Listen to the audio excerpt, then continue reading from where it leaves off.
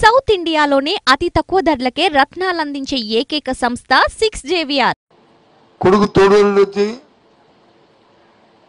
అధికారం వాళ్ళు నాన్నగారు అంటే బాబాయ్ అవుతాడు. అతను వచ్చి చంద్రబాబు నాయుడు అధికారం ఉన్నప్పుడు ఇక్కడ ఉన్న భరత్ పోటీ చేసి ఓడిపోయాడు. మరి చంద్రబాబు నాయుడు బావమరిది, ఆయన అధికారం ఉన్నప్పుడు ఆయన ఎమ్మెల్యే అయ్యాడు. మేమెవరం కూడా పార్టీ అధికారం ఉన్నప్పుడు అవ్వలేదే.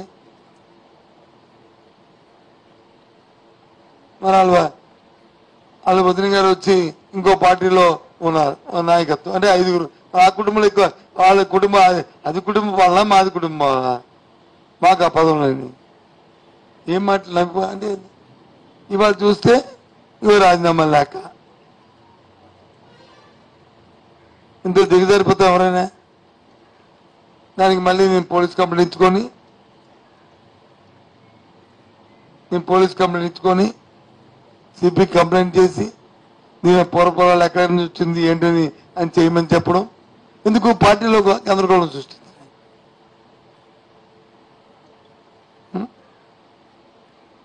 అవునా కదా? అది కాబట్టి అది ఓకేనా?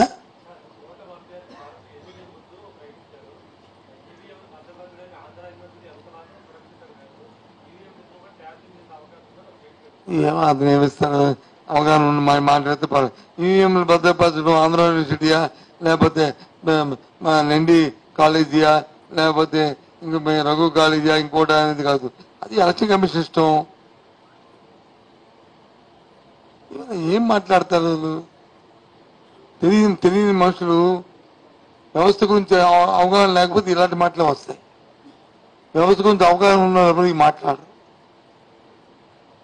వ్యవస్థ మీద అవగాహన లేకపోయినప్పుడు వాళ్ళ వ్యక్తులు మాట్లాడే మాట ఇది. ఎందుకంటే ఆయనకి వ్యవస్థ సంగతి తెలీదు, ఆయన వ్యాపారం చేసుకుని తెలుసు కాబట్టి ఆయనకి అలాంటి మాట్లాడాలి. ఎవరు క్వశ్చన్ ఉంటుందండి? మా క్వశ్చన్ ఆంధ్ర క్వశ్చన్ ఉంటుంది. ఏం మాట్లాడతారు? ఇంకేంటి అంతేనా? ఓకేనా? Join party. Thank you.